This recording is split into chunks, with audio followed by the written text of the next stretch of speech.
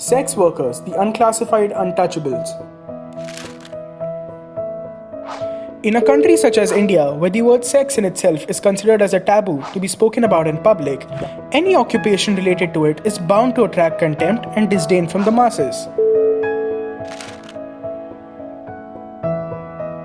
In this regard, sex work, which relates to the exchange of consensual sex by adults for monetary or other benefits, is considered as the lowest of the low profession, with the voices of sex workers being virtually ignored and suppressed time and again owing to the prevalent stigma against them.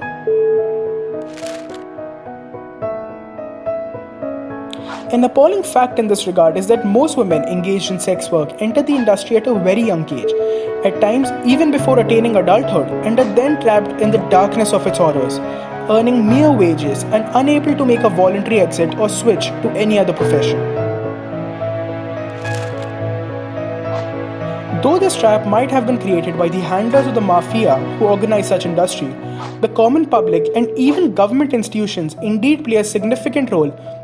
in harboring unfavorable prejudices against the workers, leading to a vicious cycle of prolonged public exclusion and denial of any respectable opportunities of transition to any other venture which they might even be suitably qualified for.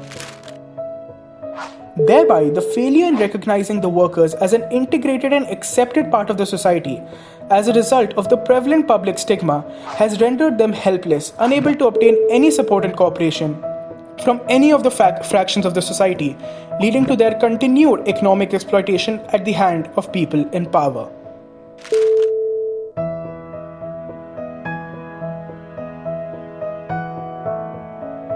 The coronavirus pandemic has only added fuel to the fire in terms of further deteriorating the conditions of the sex workers, who have been rendered helpless and unable to manage their bare subsistence. It is the very nature of the occupation of sex work, which requires physical intimacy between two people, that has threatened its practice in an infectious health crisis like the COVID pandemic. An obvious impact of this is the inability of the workers to even support their basic livelihood as a result of failure to obtain rations and necessities owing to their halted wages. The workers are left to the mercy of their clients, who, if considerate, provide them with such necessities, given that they are not prevented to do so by the police forces. However, it is not only the nature of the work that has become a threat to the sex workers. According to reports, in some cases, 6 to 8 workers occupy a 10-foot by 12-foot room in metropolitan cities, with almost 50 individuals sharing a single restroom. Many of such workers are already suffering from HIV and tuberculosis, which further increases their chance of becoming infected from COVID and subsequently transmitting it to others. These workers are nonetheless more fortunate in comparison to those who have been evicted from their places of work or residence because of their inability to pay rents and are now forced to seek refuge on streets. Moreover, it is not only their life that has been severely impacted, but also of their dependent family members, whose subsistence is based on the incomes sent home by the workers. In spite of such dire circumstances, the workers remain unable to take advantage of the support schemes and relief policies implemented by the government as a result of their inability to produce government-approved documentation. A 2016 UNDP report suggests that out of the 6,57,000 sex workers in India, only 47% have ration cards, while only 13% possess BPL cards. Even the workers who possess such documentation are met with stark agitation from the local government officials, who turn a blind eye to their existence and deny them of their rightful quotas. In addition, the absence of any designated government authority to address the voices and consider the requirements of the workers has left them to the mercy of the common public, which in itself is highly prejudiced towards them.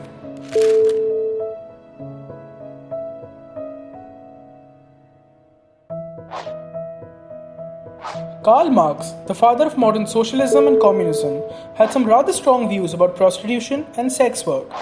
Marx believed sex work to be a symbol of capitalism and viewed the workers as victims to such a capitalist system.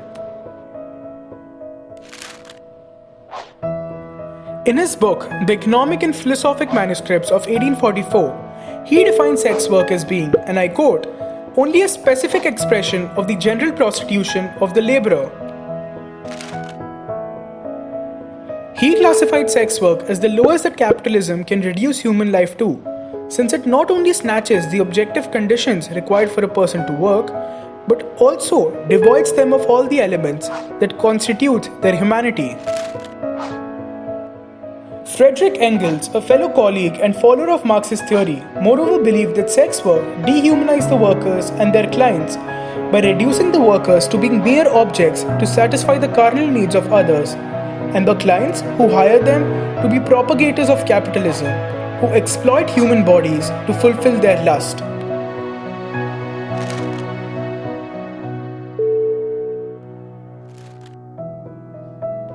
Dominant discourses can be referred to as the narratives that emerge out of social institutions which voluntarily or involuntarily influences the perception and opinion of the public for the benefit of a higher power or authority which may be engaged in the exploitation of the subjects of such discourse. In this particular scenario, the prevalent dominant discourse against the sex workers is that of them being unsanitary and impure in their normal course of life, rightfully deserving the subhuman and untouchable treatment they are usually subjected to because of being viewed as mere objects to satisfy the carnal needs of others, not capable of respect that is fundamental to every person.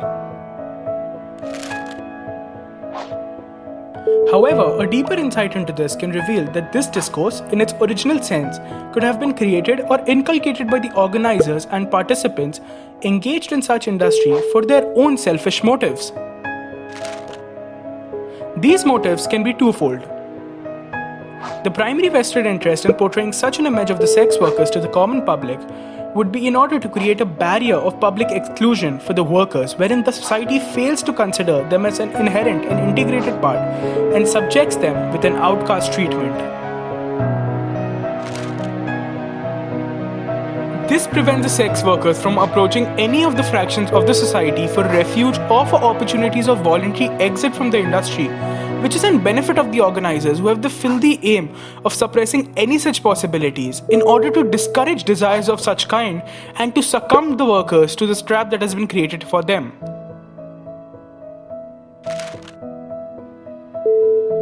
The second motive, in addition to the first, is to deny the sex workers of competitive or even reasonable economic incomes by indirectly compelling them to accept the inadequate wages offered to them to maximize the personal gains of the handlers.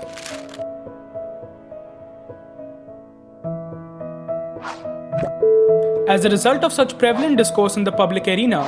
there is a visible hesitation by governments at various levels of the nation, along with the CSR groups funded by large corporations, in addressing matters related to sex workers and the sex work industry. This leads to a subsequent failure in discussion relating to the conditions and expectations of the sex workers on a recognized stature, leading to no substantial improvement from their prevalent condition.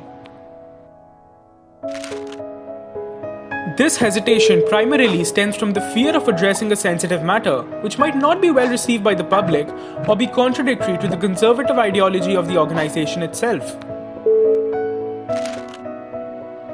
Quite ironically, it is this widespread ignorance by commercial and political organizations in addressing such matters which propagates the taboo and stigma attached to the sex workers itself, causing a vicious cycle. This situation is indicative towards the concept of ideological state apparatus introduced by Louis Althusser, wherein the prolonged ignorance of such an essential fraction of the society from the political and economic framework has propagated an unfavorable image that is indirectly portrayed and passed on to the public.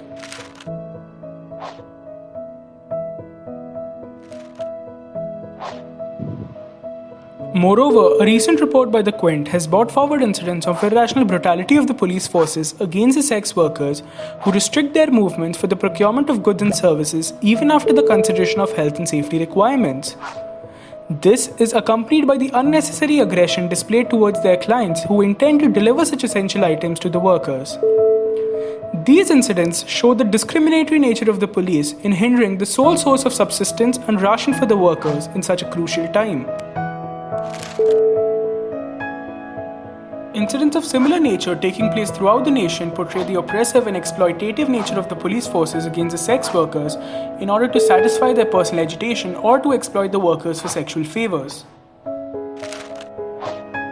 Although such aggression is not approved or ordered by the administrative powers, all this hints towards the repressive state apparatus model suggested by Louis Althusser.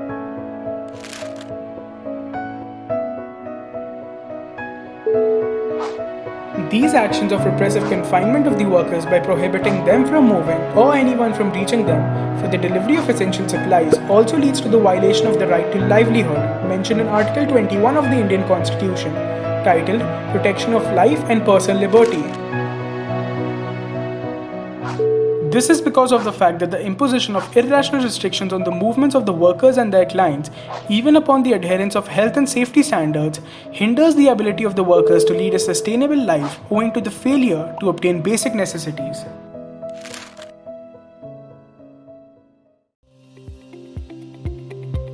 Considering all these facts, it is safe to say that the pandemic has certainly been a nail in the coffin for the sex workers in India,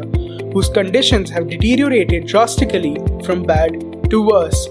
It is, however, noteworthy that public prejudice and the bias of social and political institutions